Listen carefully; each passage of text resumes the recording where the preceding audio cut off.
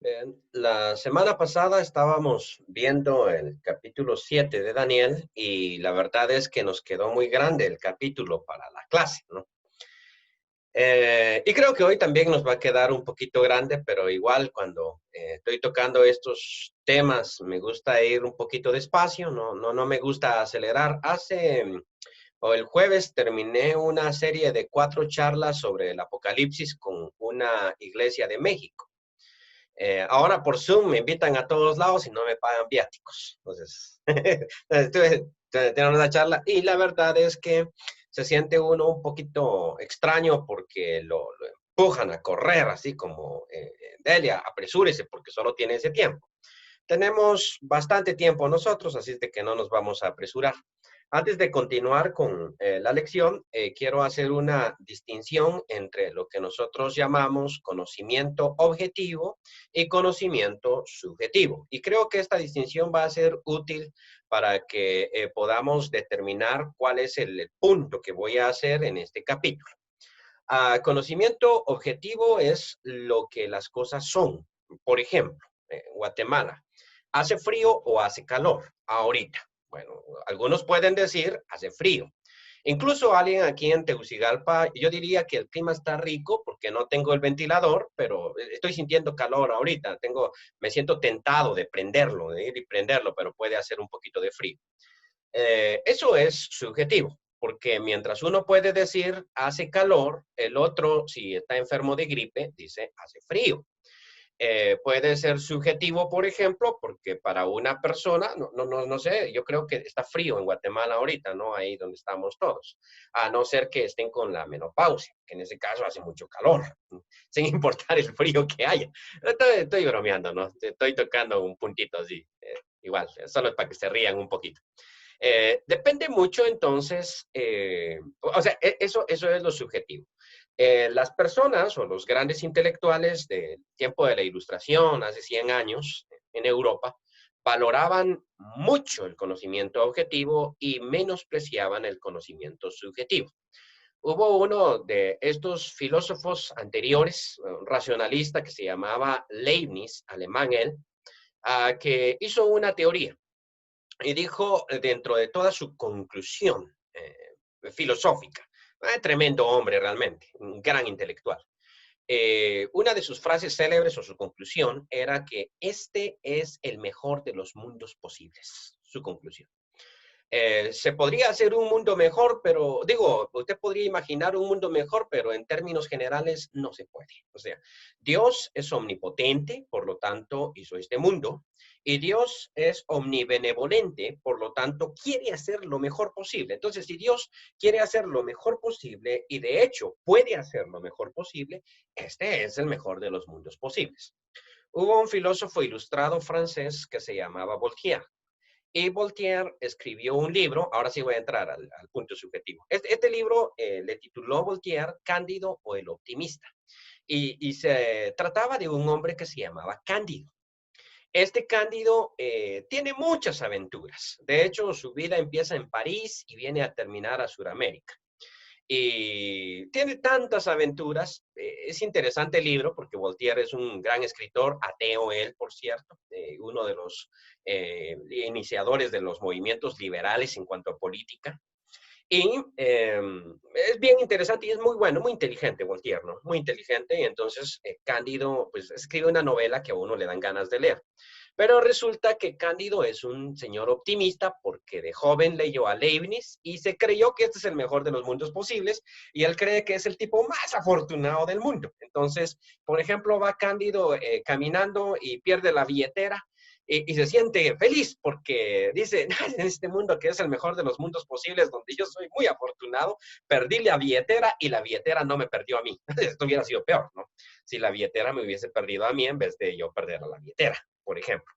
Le dan una paliza y lo dejan medio muerto, dice, ay, gracias a Dios solo me dejaron medio muerto. Me hubieran dejado muerto, eso sí hubiera sido trágico, pero en este, que es el mejor de los mundos posibles, yo quedo medio muerto, nada más. Y entonces Cándido es feliz toda su vida y Voltaire se está burlando de la filosofía de Leibniz. Sin embargo, cuando yo leí el libro, porque ya vivo en otra época, no en la época de Voltaire, yo digo, pues este Cándido sí es un dichoso, ¿no? Porque él es feliz. Él es feliz con lo que tiene. Y entonces él, en cierto sentido, tiene dicha, porque a él no le importa lo que el mundo realmente es, sino lo que el mundo a él le parece. Quiero entrar a ilustrar esto con la película Amor Ciego, donde el muchacho se enamora de la muchacha gordita y él la mira como una princesa, ¿no? Y su amigo dice que hay un problema porque este tiene problema en el gusto, ¿no? Sumamente afortunado ahora en el romance, porque en efecto, antes él solo se fijaba en las mujeres físicamente bonitas y ni una le hacía caso.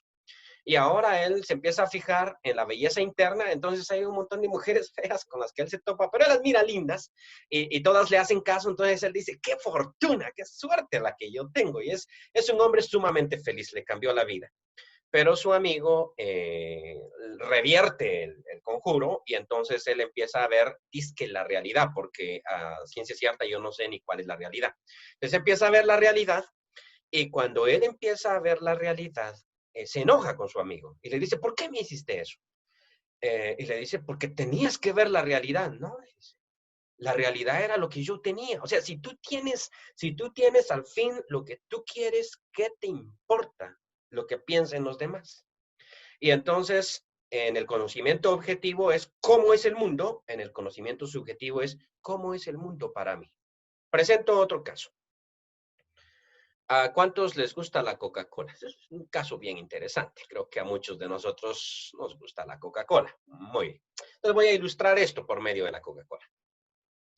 ¿La Coca-Cola es rica? Sí, depende. ¿Depende de qué? Bueno, si uno ha corrido 10 kilómetros, se está muriendo de sed, pues creo que sí es muy, muy, muy, muy rica, ¿ok? Y si uno se acaba de lavar los dientes, ¿han probado ustedes tomar un trago de Coca-Cola cuando se acaban de lavar los dientes? Y la fórmula no cambió. Entonces, el conocimiento objetivo diría que la fórmula es exactamente la misma. Pero en lo subjetivo decimos, no, la verdad es lo que le parece a usted. O sea, uno no puede tomar una tacita de Coca-Cola y decir, uy, qué feo está, o qué rico está, porque qué feo y qué rico, eso es subjetivo. Es lo que a mí me parece. La realidad siempre es lo que es. Esto es Coca-Cola y su fórmula no cambia. Yo la vez pasada fui a dar un seminario a las sociedades bíblicas y ahí me salieron con una tacita de café. Les aseguro que nunca he probado una taza de café tan deliciosa. Nunca. Ahora, yo no sé si la taza de café realmente era de un café muy fino o yo estaba en las condiciones después de haber dado 8 horas de seminario en que realmente deseaba una tacita de café y eso era del café más barato que se vende en la tienda, pero a mí me pareció súper delicioso. Yo no lo sé. Esto es lo subjetivo. Entonces, en el siglo presente, las personas tienden a valorar más lo subjetivo y dicen, realmente no importa cómo es el mundo. Lo que importa es cómo yo percibo el mundo. Lo que importa no es cómo es, sino es cómo siento yo que es. No importa si soy afortunado a ciencia cierta o no, sino si yo me siento afortunado o no me siento afortunado. Eso es lo que importa. Y a uno no le debería de importar lo que dicen otras personas. Ahora, metiéndonos a la Biblia, esto de lo objetivo y lo subjetivo va a ser importante, ambas cosas. Porque obviamente nosotros tenemos que hacer una interpretación objetiva de la Biblia, es decir, ¿qué dice la Biblia realmente? ¿Qué es lo que es? Muchas veces tenemos certeza. La Biblia está diciendo esto y muchas veces no vamos a tener esa certeza. En muchas ocasiones yo no tengo certeza sobre ciertas cosas, a pesar de que diga, sí conozco varias cosas, pero no tengo una certeza. Pero pocas veces la situación subjetiva realmente nos llega a nosotros. Es decir, no es solamente qué significa este pasaje, sino cómo yo lo aplico a mi vida. O sea, no se trata solamente de decir esto es o no es, sino cómo yo lo interpreto y cómo yo lo vivo. Claro, eso es subjetivo, sí, pero últimamente eso es lo que importa. Lo voy a presentar mediante otra ilustración para que entendamos un poquito mejor. Dicen los científicos que este mundo, tarde o temprano, en esto la Biblia y la ciencia se ponen de acuerdo. Este mundo, tarde o temprano, va a ser destruido. Entonces, mirando un documental con unos compañeros, el documental decía que más o menos dentro de 1 millón de años, en fin, las diferentes teorías, ¿no?, sobre la destrucción del mundo, pero de aquí a unos 1 millón de añitos este mundo no va a existir. Y entonces, tenemos suficiente tiempo, dice uno de ellos. Él piensa en lo objetivo, o sea, el mundo tiene suficiente tiempo, pero si yo muero esta noche, el mundo se acabó. No, pero siguió existiendo. Sí, pero para mí se acabó. O sea, no importa si el mundo sigue existiendo 100, 200, 300 o 400 millones de años o lo que usted quiera, para mí el mundo acabó hoy. Y eso últimamente es lo que a mí me importa. Ahora, cuando nosotros nos metemos entonces a lo que comúnmente hemos llamado profecía, y creo que mal llamado profecía, porque los libros proféticos poco tienen de predicción. O sea, cuando uno mira, por ejemplo, Isaías, que tiene varias predicciones, Isaías tiene 66 capítulos y prácticamente, vamos a decir, el 90% de su contenido, él recrimina el pecado del pueblo y en un pequeño porcentaje predice cosas. Entonces nosotros solemos decir, esto es profético por decir, esto es predictivo, pero realmente la idea de lo profético es más bien la idea de recriminar el pecado y la injusticia que el pueblo comete. Y por eso es que hay un montón de profetas que nunca hacen predicciones. Miqueas, por ejemplo, o que, bueno, leíamos a Miqueas una de sus predicciones, pero es la única dentro o el profeta Oseas, que habla más de su mujer y de lo infiel que es Gomer, que de predicciones futuras. Entonces, pocos son las predicciones, pero cuando ya hablamos de predicciones, acontecen dos detalles aquí. Hay un grupo de personas que dicen que todo esto ya sucedió. Y eso es objetivo. Esto ya pasó. Entonces, si esto ya pasó, viene la pregunta, ¿qué tiene que ver eso con nosotros? Si todo lo que el texto dice ya sucedió, entonces, ¿qué tiene que ver con nosotros? Y otro grupo dice, no, esto no se ha cumplido. Se va a cumplir mucho en el futuro, o sea, allá, cuando nosotros estemos muertos. Entonces viene la misma crítica. Si esto tiene un cumplimiento mucho posterior, entonces, ¿en qué me afecta a mí? ¿O qué tengo que ver yo con el texto? A mí explíquenme lo que yo voy a vivir o lo que yo tengo que vivir, porque últimamente eso es lo que importa. Nosotros solemos hacer preguntas que tienen que ver con nosotros. O sea, por ejemplo, cuando yo estoy bueno, una vez, por ejemplo, una vez a mí me han pasado de estas cosas que son interesantes, ¿no? En Colombia, eh, esto me pasaba en Honduras también, pero me pasaron allá y viene el hermano Selvin, ya vino y bueno, nos predicó, ¿no? Y ahora vamos a cancelar la clase bíblica. Hermano, pase al frente, ¿no? Que tenemos al hermano, según yo, van a hacer una celebración o qué sé yo. Y entonces dicen, bueno, aquí está el hermano Selvin que viene del Instituto Baxter. Él sabe mucho, hermanos, pregúntenle. Y entonces salen con las preguntas más interesantes. Y uno se queda ahí enfrente como, ¿qué me van a preguntar estos? O sea, lo curioso es que aquí en Honduras sale el hermano, Dios, sí tengo una pregunta. ¿Por qué usted no es nuestro predicador? Esa pregunta está interesante, ¿no? Pero empiezan con las preguntas y entonces me preguntan unas cosas que uno dice, interesante lo que le preocupa a la gente. Hermano, sí, quiero que me conteste esto, porque es una duda con la que yo, o sea, estoy parafraseando, ¿no? Es una duda que yo tengo y no he podido dormir. ¿Cuál? ¿Los mayas fueron salvos o no? ¿Y usted es maya? O sea, no, yo no le hago esa pregunta, ¿no? Sino trato de contestar, ¿no? Pero es la pregunta, ¿usted es maya? Sí. Pues sí, pues sí, pero entonces no pregunte si los mayas fueron salvos, sino cómo nosotros los mayas podemos ser salvos. Porque últimamente eso es lo que importa, ¿no? O sea, el coronavirus se originó, y mire cómo nos interesa saber, al fin vamos a revelar el secreto. ¿Se originó en un laboratorio en Wuhan o realmente fue en el mercado de animales? Les aseguro que todo, o sea, el canal que presente esa situación va a estar con los ratings más elevados de audiencia. Sin embargo, el que diga cómo usted puede curarse del coronavirus va a decir, que se encarguen los médicos, eso no me interesa a mí. Y realmente nosotros tenemos que aprender a valorar lo subjetivo. Entonces, cuando ya entramos a esto, no es tanto, aunque ahorita voy a explicar ciertas teorías y me voy a ir a través de varias teorías, no me voy a concentrar tanto en las teorías subjetivas, aunque las voy a mencionar, y me disculpan si no concluyo. Igual tenemos tenemos otros domingos. Eh, pero algo que a mí sí me interesa que notemos, en efecto, es ¿cuál es el propósito? O sea, ¿por qué me lo están diciendo? Yo siempre pienso en eso. ¿Por qué me lo dijo? No tanto en qué me dijo, sino ¿por qué me lo dijo? Porque obviamente en ese por qué está lo que Dios quiere que yo viva. O sea, por ejemplo, pensemos en Daniel. Daniel está viviendo en el año 600 antes de Cristo. Muy bien. Tiene esta visión. Muy bien. El Señor le revela y le muestra que salen 4 bestias, fluyen del mar, que para el ambiente de él significa la maldad, porque el mar es lo malo, ¿no? Salen del mar y se van presentando ante él y de pronto tiene la visión, se acaba la visión, él despierta, él escribe lo principal del asunto, pero ¿qué importó para Daniel? No podemos pensar en que eso no importó para Daniel.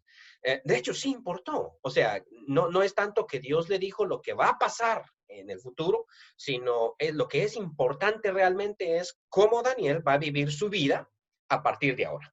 Lo voy a explicar con el sueño de Faraón. Faraón sueña con las 7 espigas flacas y las 7 espigas gordas. 7 vacas y 7 vacas. Y empieza con los intérpretes. ¿Qué significa? ¿Qué significa? ¿Qué significa? Y entonces aparece José en escena. No les voy a hacer, no les quiero hacer larga la historia. Aparece José. Y José le dice, mira, el sueño es uno mismo. Y que lo haya soñado 2 veces significa que esto es fijo. Vendrán 7 años de escasez y 7 años de abundancia. Al revés, ¿no? Vendrán 7 años de abundancia y después vendrán 7 años de escasez, que la abundancia. De aquel tiempo ya mi maestra de escuela dominical me estará retorciéndose en su tumba ahorita por lo que acabo de decir. Después vendrá una, por el errorazo de haberlo puesto al revés, ¿no? Después vendrá una escasez que la abundancia se olvidará. Bien, eso fue lo que preguntó Faraón, ¿no? Sí, pero José no se contenta con esa respuesta. Pudo haberle dicho, ok, ya te lo interpreté, ahora es tu rollo. José no, sino que José le dice, mira, esto no es importante. O sea, Dios te mostró lo que Dios piensa hacer, pero lo importante no es que tú sepas lo que Dios quiere hacer. Lo importante es qué haces tú con ese conocimiento que Dios te dio. Entonces yo te propongo, aquí viene el punto, que se busque a un tipo tan inteligente, el presente quito yo, ya me viste, que busques a un tipo inteligentísimo, que construya graneros. O sea, no hagas tú el trabajo, faraón. Me recuerdo de mi papá, no empuje el carro, jefe. Usted maneje, yo lo empujo, ¿no? Entonces, te propongo, faraón, no hagas tú el trabajo. O sea, esto no es para un faraón. Ponga un tipo, un administrador, y recojan todo el grano en graneros para que cuando vengan los 7 años de escasez, Egipto no perezca. Y Faraón, o sea, ese Faraón sabio sí era. Por eso decía que el hombre sabio no es el que sabe, sino el que conoce al que sabe. Y entonces dice, ¿dónde encontraremos nosotros a un hombre más inteligente que este que tengo aquí enfrente? Y hasta le cambió el nombre. Creo que el nombre se lo cambió después. Le puso Safenat Panea, y no le voy a poner así a ningún hijo mío. Pero el nombre sí tiene mucho significado en egipcio. Dicen que en egipcio significa, este nos dio la vida. O sea, ¿qué significa realmente? Este nos dio la vida. ¿Cómo es que la vida le cambia a uno el nombre? José no es un nombre tan bonito. Perdón, papá. y Jacob y Joseph. ¿Verdad? Porque José significa Dios me añada otro. Porque la mamá no podía tener hijos y de pronto tiene, y entonces dice que Dios me dé otro. O sea, no me conformo con este. No sé si significa como tú no eres suficiente, o sea, que feo, ¿no? Que, hola, tú no eres suficiente, hola, el Señor me añada otro, hola, yo quiero otro y este no tanto. Pero eso significa José. José significa que Dios me dé otro hijo, porque no me conformo con esta cosa que me dio Dios. Aunque obviamente la mamá sí lo quería y el papá lo quería y era muy amado, ¿no? Eso lo estoy molestando. Pero Faraón le puso el nombre Safenat Panea, que quiere decir nos dio la vida. Este nos dio la vida, porque lo supo reconocer en él. Pero aquí lo que importó no fue el conocimiento objetivo, sino qué hacemos nosotros con lo que ahora ya sabemos. O sea, y entonces, cuando nosotros analizamos un texto como este, y el tiempo vuela, ya son y 40, pero cuando analizamos un texto como este, ya, pero no se preocupen, esto tenemos tiempo, igual así lo voy componiendo más bonito. Eh, Cuando tenemos un texto como este, no nos concentremos tanto, aunque eso es lo que yo voy a tocar, en qué significa, aunque lo voy a decir, qué significa, sino en qué significa para mí.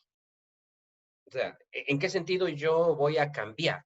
¿Qué es lo que Dios está tratando de comunicarle a Daniel en aquella época? A los primeros que leyeron el texto.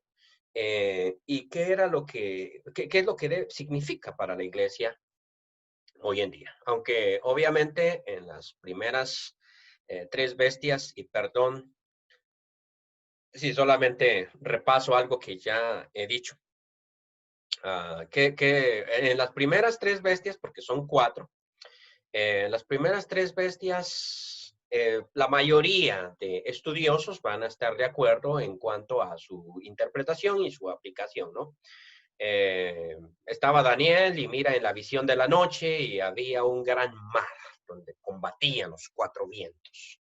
Entonces, la idea es que estas cuatro bestias son producto del mal. Y creo yo que estas cuatro bestias, les decía la vez pasada que hablábamos de los imperios, han habido imperios mucho más poderosos que estos que se presentan aquí.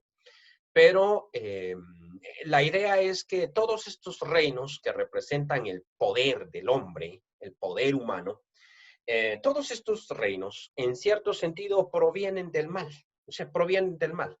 Eso es lo que me hace a mí ser políticamente liberal, es decir, entre más débil sea el gobierno, eso es mucho mejor, eso es mucho mejor para nosotros, pero igual, algunos no opinan lo mismo.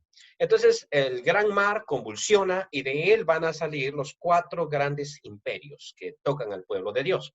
Y esos cuatro grandes imperios, pues el león con alas. Ahora, yo quiero resaltar algo que no mencioné la semana pasada, y es la palabra cómo. Aunque aquí se dibujan y el artista simplemente agarra un león y le pone alas y tú.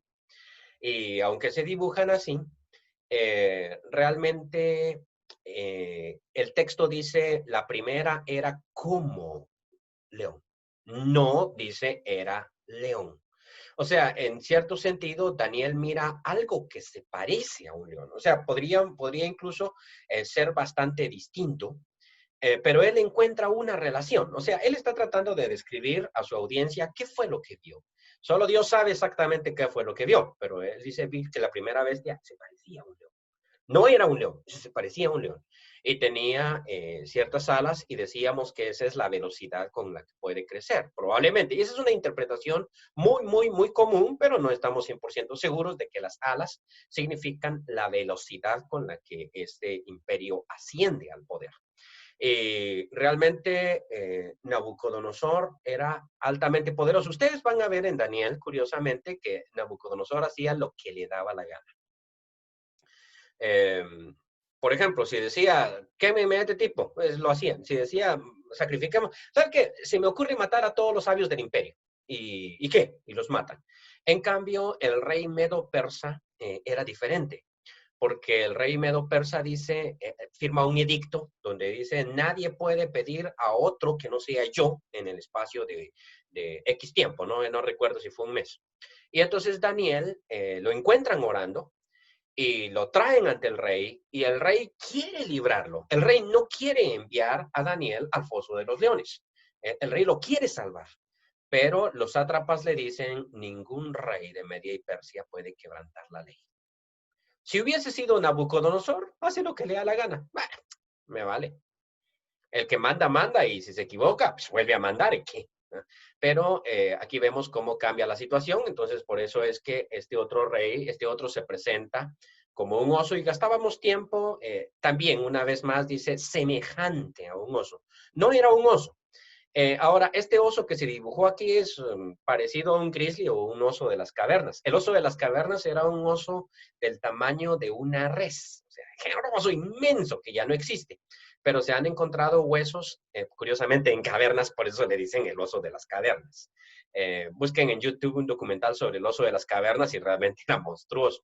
Y tenía 3 costillas que estaba agarrando, ¿no? Y decíamos que los intérpretes dicen que es el imperio medo-persa, que se inclinaba más hacia un costado que a otro, porque los persas eran más fuertes que los medos, y que las 3 costillas son los 3 reinos que Persia derrotó para poder llegar a ser Persia, que en este caso serían los reinos de Lidia, de Babilonia y de Egipto. Y mirábamos a este otro que también no era un leopardo, sino era semejante a un leopardo con 4 alas. O sea, eso incrementaría su gran velocidad, aparte que el leopardo es veloz, incrementaría su velocidad y en efecto Napoleón, estoy mal, Alejandro, 22 años y era dueño del mundo. Y lo consiguió en un par de batallas. O sea, la velocidad con la que los griegos lograron dominar el mundo antiguo fue increíble. Y algunos opinan que las 4 cabezas que tenía este leopardo, porque era algo monstruoso, era una referencia a los 4 generales que heredaron el trono de ¿cómo se llama este? Alejandro. El problema es cuando uno enumera a esos 4 generales porque solamente estamos seguros de 2, que sería Ptolomeo y Seleuco. Porque luego, esto varía mucho, sí. Por ejemplo, en un año son 10 generales, en otro año son 5, en otro año son 4, en otro año son 3, en otro año son 6, y así el número de los reinos que salen de Alejandro se alteran, pero en términos general vamos a decir 4 probablemente. Y dicen que son la cabeza de Ptolomeo, que es el que reina en Egipto, de ahí viene la descendencia de los Ptolomeos, Seleuco, que es el que reina en Siria, bueno, en Seleuco, eh, Ptolomeo, Seleuco, Lisímaco y Casandra. No vamos a estar 100% seguros de eso. Y después estuve buscando en internet alguna imagen. Y la verdad es que los artistas aquí se topan. Y dice el versículo 7, después de esto miraba yo en las visiones de la noche. Hace un paréntesis, Daniel. Siempre dice, por ejemplo, la primera era como un león y tenía alas. Y he aquí otra segunda bestia semejante a un oso. No interrumpe el relato. Después de esto miré y he aquí. Okay. Y ahora dice, después de esto miraba yo en las visiones de la noche. O sea, la idea que presenta aquí es como, ¿sabe qué? Hubo un receso entre las primeras 3 y la última. O sea, me dio el tiempo de mirar yo las visiones y estar contemplando y estar viendo ahí que por lo menos está haciendo una distinción. Y he aquí la cuarta bestia espantosa y terrible. Y entonces me puse a buscar en internet algunas imágenes que me pudieran servir. Y resulta que sacan a un T-Rex, ¿no? Tiranosaurio Rex con 10 cuernos. Esto fue lo que vio Daniel, solo que no podía describirlo. Pero realmente Daniel no gasta pluma ni tinta para poder describirla. No dice, por ejemplo, era semejante a un cocodrilo, o era semejante a un lagarto, o parecía un elefante, o parecía un rinoceronte. No había nada que Daniel conociera que se pareciera en lo más mínimo a esta bestia. Nada. O sea, no es semejante a nada que Daniel pueda escribir. Entonces se conforma con decir una cuarta bestia, y sabes que esta cuarta bestia era espantosa, era terrible y en gran manera fuerte, la cual tenía unos dientes grandes, creo que el artista los dibujó bastante grandes, de hierro, devoraba y desmenuzaba y las sobras hollaba con sus pies. Y era muy diferente de todas las bestias que vi antes de ella y tenía 10 cuernos. Hay un énfasis en Daniel de decir, este es diferente, no se parece. O sea, las primeras tres tienen un parecido entre ellas. Por lo menos son animales, ¿no? Y animales que Daniel tiene en su rango. Pero aquí pudo él haber dicho, bueno, esto era semejante a un lagarto, si hubiera sido un tiranosaurio, era un lagarto que caminaba con dos piernas, ¿no? O, porque de hecho la palabra saurio en latín significa lagarto. Simplemente encontraron un primer hueso que dijeron esto era de un lagarto y los científicos son creativos, entonces dijeron es un saurio, en latín quiere decir lagarto. Eh,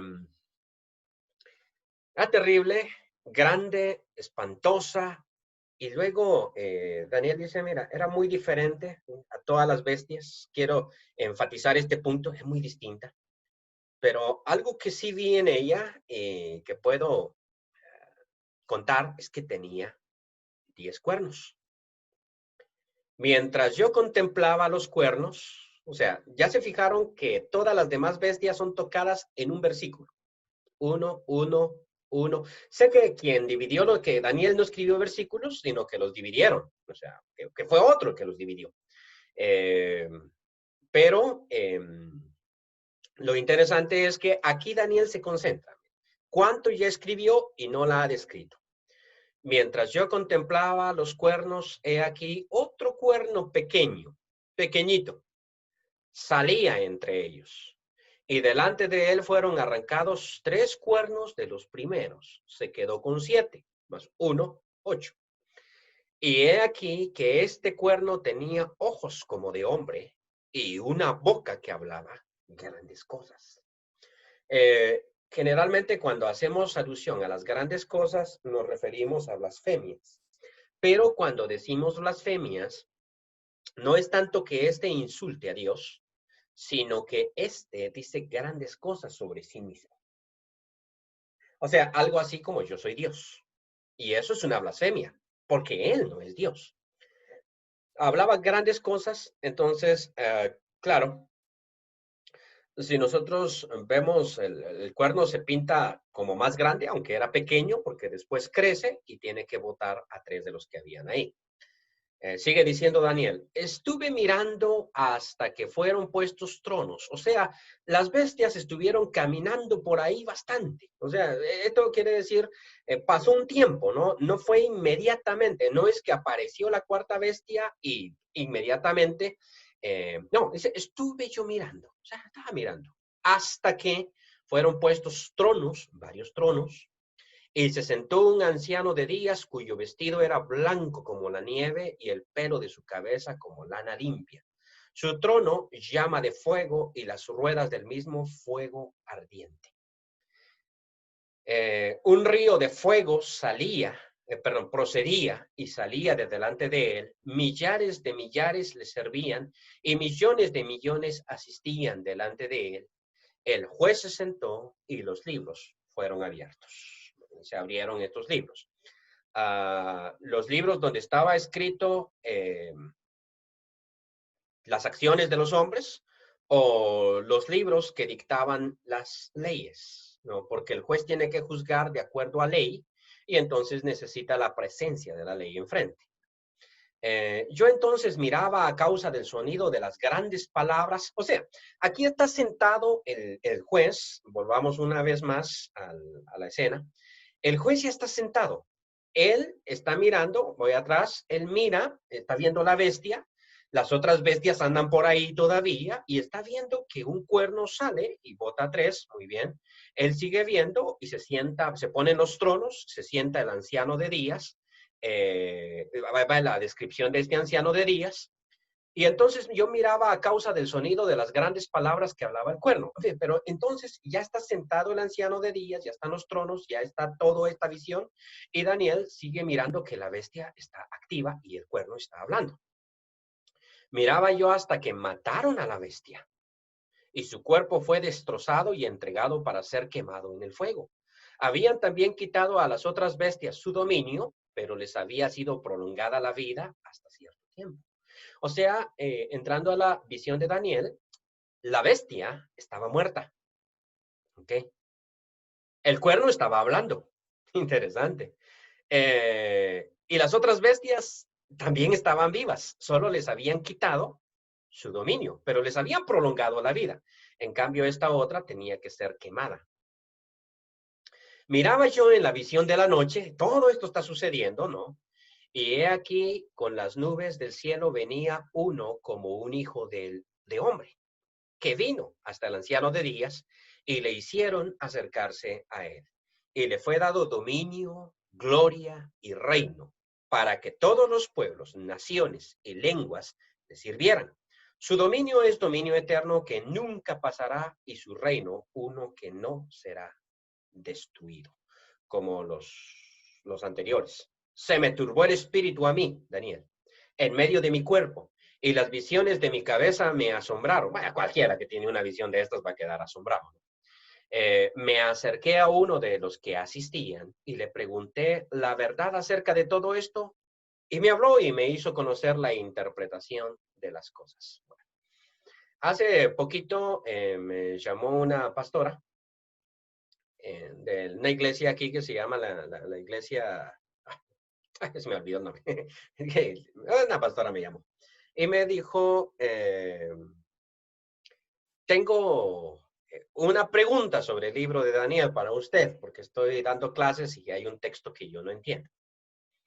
Mi respuesta, porque igual iba a tener que explicarle muchas cosas, fue, ya se fijó que en el texto anterior Daniel dice que no entiende.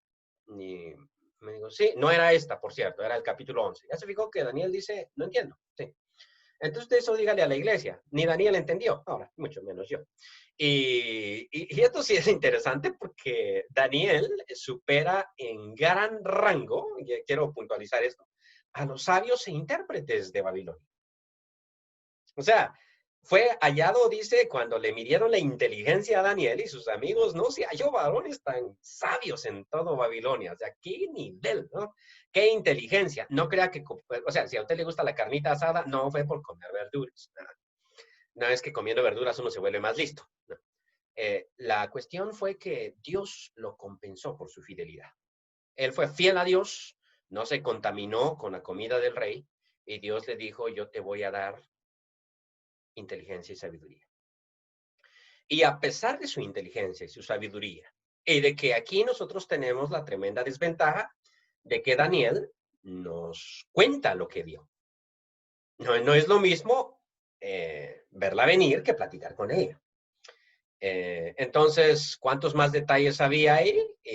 ¿Cuántas cosas Daniel no nos comunicó muy bien? Porque incluso al final dice, Daniel narró lo principal del asunto, no narró todo lo que él vio. Entonces, él tiene una gran ventaja porque él mira, a él no le cuentan, él mira. Y tiene la gran ventaja de que Daniel es sumamente sabio en todo lo que es el mundo antiguo. Y sin embargo, Daniel dice, ¿sabes que yo me quedé sin inteligencia? No logré entender ni nada. Así es de que tuve la necesidad de acercarme a un ángel que estaba allí, que es el que siempre acompaña al apocalíptico. Juan también tiene un ángel a quien él le pregunta en determinado momento, ¿qué significa esto? O el ángel le dice, ven, yo te mostraré a la desposada, la esposa del Cordero. Hay un ángel que acompaña y explica. Siempre sucede esto. O Zacarías también tiene a un ángel que va con él y le cuenta cómo son las cosas. Entonces, aquí estamos todavía a la mitad del capítulo y ya son las 5 de la tarde. Ya voy a terminar la lección de hoy. Entonces, Daniel interpreta, digo, Daniel no sabe, pero el ángel le va a explicar. Te voy a explicar esto. Ahora, como no tengo tiempo de entrar a la interpretación, que es lo que toca, quiero puntualizar la cuestión de este hijo del hombre que aparece aquí por primera vez en la Biblia. O sea, lo que llamaba la atención de los judíos, lo que llama la atención de nosotros en nuestra interpretación del texto es la bestia y sobre todo el cuerno pequeño, del cual estaremos hablando la próxima semana. Lo que llamaba la atención del pueblo judío no era la bestia, ni el cuerno pequeño, sino el Hijo del Hombre. O sea, esta es la cuestión. Es que nosotros somos cristianos e identificamos a Jesús con el Hijo del Hombre. Entonces nosotros decimos, Jesús es el Hijo del Hombre que recibe el reino. Excelente. Pero, y entonces ya no hay tanta curiosidad. Pero los judíos se preguntaban, ¿y ese Hijo del Hombre quién es? O sea, porque aparecieron las 4 bestias. Sí, no, sí, a mí no me hablen de las bestias. Háblenme de ese ser que viene con las nubes. O sea, imaginémoslo, está el anciano de días y el anciano de días dice a sus miriadas y miriadas que le sirven, quiten el poder a las bestias. Le quitan el poder a las bestias. Mátenme a la 4ª bestia. Si la matan, entreguen su cuerpo para ser quemado. Y eso está pasando. Y entonces viene un Hijo del Hombre en las nubes y lo hacen venir hasta el anciano de días. Y el anciano de días le entrega el reino, que es reino eterno. Entonces los judíos decían, ¿ese Hijo del Hombre quién es? O sea, ¿de quién estamos hablando? Y empezaron a surgir ahí las muchas teorías sobre el Hijo del Hombre. El Hijo del Hombre es Elías, era una de las teorías. El Hijo del Hombre es un Mesías militar que va a derrotar a los enemigos. No, el Hijo del Hombre es un Mesías siervo sufriente que va a morir. No decían los, ¿cómo se llama este? Los de Qumran. El Hijo del Hombre es un sacerdote que merece el reino porque él es realmente digno. Y entonces empiezan a surgir las diferentes teorías. Ahora entendemos tal vez por qué Jesús nunca se llamó a sí mismo Cristo. Curiosamente, Jesús no se llamó a sí mismo Cristo. Es Pedro el que dice, tú eres el Cristo. Y Jesús le dice, esto no te lo reveló carne ni sangre. También vamos a analizar ese pasaje después. Esto no te lo reveló carne ni sangre. Atinaste. Pero Jesús nunca dice. El único momento en el que él confiesa abiertamente, pero todavía escapa a la confesión, es cuando el sacerdote lo insta. ¿Recuerdan ustedes que Jesús está ante el sumo sacerdote? Y estos son tan pícaros que han puesto falsos testigos. Y los falsos testigos dicen, este dijo que iba a destruir el templo y la blasfemia contra el templo se penaba con muerte. Este dijo que iba a destruir el templo y en 3 días lo iba a restaurar. El problema es que tenían que tener varios testigos. Esto proviene de Daniel capítulo 14, en la Biblia católica. Entonces tenían que tener varios testigos y los testigos tenían que ser separados, porque Daniel en el capítulo 14, capítulo 13 de Daniel, pero en la Biblia católica, separa a los testigos. Y entonces, cuando los separaban, se contradecían entre ellos, y que no les dieron tiempo de preparar su testimonio, no es que a Jesús lo agarraron, hay que juzgarlo y hay que matarlo. El Congreso de la República aquí en Honduras hace eso cuando va a decretar una ley, se reúnen a las 2 de la mañana. Me pregunto, ¿qué diputados se reúnen? Sí, a los que les telefonearon y con la mayoría ganan, y como la mayoría había quórum y luego aprobaron una ley y la mandaron de una vez a la Gaceta, y todos los de la oposición nunca estuvieron presentes en la reunión. Entonces hay que matar a Jesús y los testigos no tienen tiempo de ponerse de acuerdo en cuanto a su testimonio y por lo tanto se contradicen. Entonces el sacerdote le pregunta a Jesús, dinos de una vez si tú eres el Hijo del Bendito. Evangelio de Marcos. Muy histórico. Muy histórico el texto. Hay quienes dicen, los evangelios no son tan históricos. El sacerdote jamás iba a mencionar el nombre de Dios. Nunca. Porque era sacerdote judío. Por eso le dice, eres tú el Hijo del Bendito. Porque en vez de mencionar a Dios, voy a decir bendito. Y Jesús sabe lo que va a pasar, ¿no? Le dice, tú lo has dicho. Y desde ahora veréis al Hijo del Hombre viniendo en las nubes. Daniel capítulo 7. O sea, notemos cómo Jesús conecta Daniel capítulo 7, porque va a decirle al sacerdote, o sea, el sacerdote sabe de qué está hablando Daniel. Que el sacerdote le pregunta, ¿eres tú o no eres? Pero el sacerdote no le está preguntando para saber si te adoramos, para saber si te crucifico o no te crucifico. Esa es la situación, ¿no? ¿Eres tú o no eres tú? Entonces, como cuando a uno le preguntan, como al pobre hombre que le decían dónde están las joyas y lo metían al bote. ¿Se acuerdan de ese chiste, no? que parecía que el pobre hombre pues se perdieron las joyas y agarraron al bolito de la esquina y entonces lo metieron entre un tonel de agua y lo sacaban y le preguntaban, ¿dónde están las joyas? No sé, decía, y lo metían otra vez al bote de agua. Y entonces al fin lo sacaron y miren, muchachos, era guatemalteco, por eso dijo muchacho. Miren, muchachos, dice, contraten otro buzo, porque yo sí no miro las joyas allá abajo para nada. El caso es que a Jesús le están preguntando, pero es para matarlo. O sea, estas son las preguntas que uno tiene derecho a guardar silencio porque todo lo que diga será usado en su contra. Y Jesús, ¿cómo es Jesús? Me imagino su mirada tranquila, su vista al sacerdote. Hipócrita. Pero, hipócrita, qué hipócrita. Esa no está pregunta tú. Incluso cuando él dice lo que dice, el sacerdote se rasga las vestiduras, ya hasta estaba preparándolas. ¿Qué más necesidad tenemos de testigos? No, debió haber dicho, ¿qué más necesidad tenemos de falsos testigos? Ustedes ya escucharon la blasfemia que dijo. ¿Pero qué dijo? Es lo que estaban preguntando. ¿Eres tú el hijo del bendito? Y Jesús, con tremendo valor, que realmente Jesús sí no le temblaba nada, le dice, tú lo has dicho. No dijo, soy el Cristo. Le dijo, tú lo has dicho.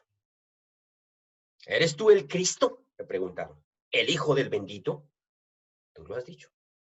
Y desde ahora veréis al Hijo del Hombre viniendo. Qué interesante la afirmación que le acaba de hacer al hombre este. Ahí nos vamos a quedar. Mi hermano Eric, si puede orar por la cena del Señor.